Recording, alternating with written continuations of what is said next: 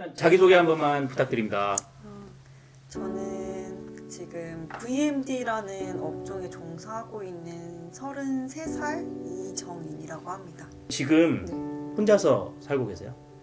네, 지금 한 7년 정도를 혼자 살고 있고 8년 차로 이제 혼자 자취를 하고 있어요. 앞으로는 어떨 것 같아요? 계속 혼자 살 것 같아요? 아니면은 제가 뭐 한 3, 4년 안에 결혼을 하지 않는 이상은 딱히 동거인이 생길 것 같진 않거든요. 지금 당장은 결혼 생각은 없는 편이고 좋은 사람을 만난다고 하면은 결혼을 생각을 해보겠지만 그렇지 않다고 하면은 혼자서도 살아갈 수 있을 것 같다는 생각은 들고 있어요. 그러면 혼자서 벌써 오랫동안 살아왔는데 네. 퇴근하고 집에 들어갔을 때 그런 외로움이나 이런 마음이 드는 건 없나요?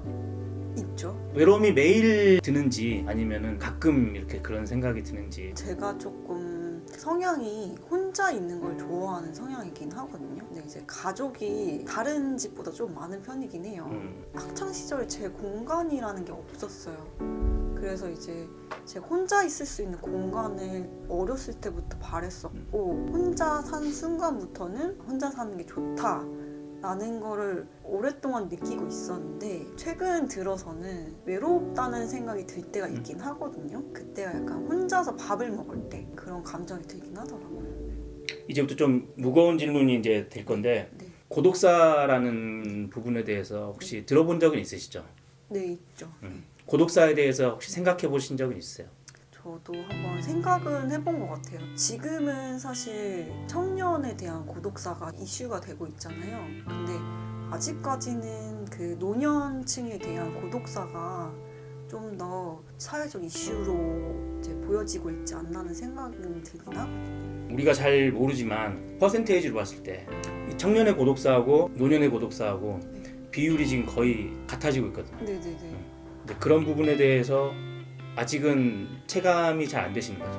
몸소 느끼고 있지는 않은 것 같은데 그게 이슈가 조금씩 되고 있다는 인식은 하고 있는 상황인 것 같아요. 전체적으로 청년의 고독사가 이제 늘어나고 있는데 왜 그런지에 대해서도 생각해 보신 적 있으세요? 근본적인 원인을 찾는다고 하면은 이 사회 전반적인 분위기가 지금 청년들에게 그걸 강요하고 있다는 생각이 들어요. 한국 사회는 뭔가 되게 빨리 하는 사회, 그리고 열심히 해야 되는 사회, 그리고 결과는 또 1등을 원하는 그런 성과주의적인 사회 때문이라고 생각을 하거든요. 그런 강요를 받기 시작한 세대가 제가 포함되어 있는 80년대생, 90년대생 저와 같은 세대의 분들한테 이제 강요받기 시작했던 시기이기도 하고 사실 뛰어놀아야 될 시기이고 자기의 가치관이 형성되지 않는 시기인데 그거를 사회적인 분위기나 이제 부모의 강요 속에서 그 성장을 하고 성인이 되다 보니 물질적인 성공이나 아니면은 또 자기가 생각했던 방향이 아니었을 때 약간 괴리감이 큰 거 때문에 문제가 되고 있는 것 같다는 생각이 들어요.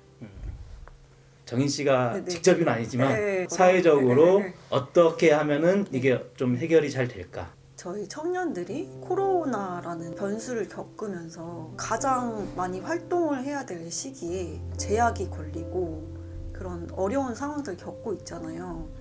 가장 좋은 방법은 경제 상황이 나아지고 코로나가 완화되면서 상황이 변해가는 게 제일 좋은 방법이긴 한데 사실 그것만으로는 문제가 되진 않는 것 같아요. 일단 사회 전반적인 분위기로는 등수나 성적으로 매기는 그 기존의 사회는 잘못됐다라고 하는 사회 분위기가 바뀌는 그런 게 필요하다고 생각을 하고요. 국가적인 정책 차원에서는 지금 청년 고독사에 대한 이슈가 적기 때문에 사각지대에 있다고 생각을 해요. 통계도 제대로 되고 있지 않는 실정이고 우선은 그런 통계부터 마련이 돼야 된다고 생각을 하고요. 그 이후에는 도움을 필요로 하고 있는 청년들에 대한 체계적이고 좀 현실적인 정책들이 나와야 된다고 생각을 하고요. 예를 들면 도움이 필요한 그 청년들을 위해서 심리치유를 할 수 있는 프로그램이라든지 아니면은 다시 이제 자립을 하고 사회적으로 활동을 할 수 있는 프로그램들이 마련돼야 된다고 생각을 하고 있어요. 고독사의 위기에 처해 있거나 네. 내가 고독사를 할 것 같다라고 생각하는 사람들에게 네. 혹시 메시지를 좀 전한다라고 하면은 어떤 얘기를 해주고 싶은지. 저는 근데 이게 되게 조심스러운 질문이라고 생각을 하거든요. 왜냐면은 저도 되게 힘든 시기가 있었고, 저도 그런 청년들의 문제를 겪고 있었고, 인간적인 문제, 그리고 인간관계에 대한 문제, 그리고 사회생활에 대한 문제를 겪으면서 한 1년 정도를 되게 힘들어했던 시기가 있었어요. 그래서 좀 심리치료를 받았었고, 근데 그 당시에는 본인이 되게 힘든 상황에 겪었다고 생각을 하면은 이게 주변에서 어떤 말을 하든 이게 잘 들리진 않아요. 그리고 충고를 한다고 해도 본인이 깨닫지 않는 이상은 와닿지 않는다는 걸 저는 알고 있거든요. 너무 열심히 하려고 하지 말고, 우리가 너무 대단한 사람이 뭐 될 것도 아니고, 다만 저는 뭔가 포기는 하지 않았으면 좋겠다, 모든 것을. 네, 그 정도 얘기를 하고 싶어요. 심리치료를 받았다고 했었는데 네네. 그게 혹시 본인한테 네. 도움이 어느 정도 네. 되셨나요? 저는 사실 되게 열심히 하는 사람이라고 생각을 해요. 자신을 너무 채찍질하고 살았다고 생각을 하거든요.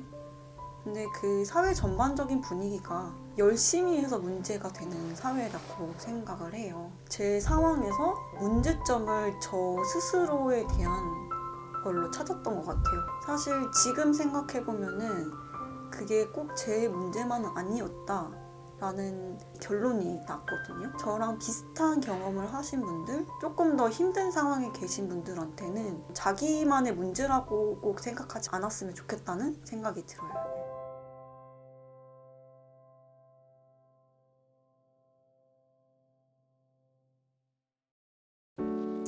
뭔가 나의 마지막 영상을 이렇게 남긴다는 게 되게 어색하기도 하고, 뭔가 이상하기도 하고, 되게 그런 감정들이 있는데, 언제 어떤 일이 벌어질지 모르니까 뭔가 이런 영상을 남겨놓는 것도 좋은 방법이다 싶어. 내 장례식에는 다들 울지만 말고 가끔 이제 내 얘기 나누면서 웃어줬으면 좋겠고, 내가 뭐 사고로 아니면은 내 스스로 목숨을 이렇게 그런 일이 벌어질 수 있을 거라고 항상 생각은 해오긴 했었거든. 근데 지금 남겨진 사람들한테 내가 하고 싶은 말은, 나는 가끔 불행하기도 했었고, 또 행복하기도 했었고, 또 그런 불행이 있어서 좀 행복이 더욱 빛났던 것 같아. 근데 나는 이제 행복이 빛바래져서 내가 지금 뭐 세상을 떠날 수도 있겠지만, 그런 상황이 온다고 하더라도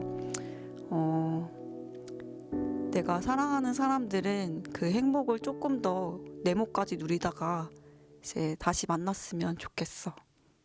다시 만나자.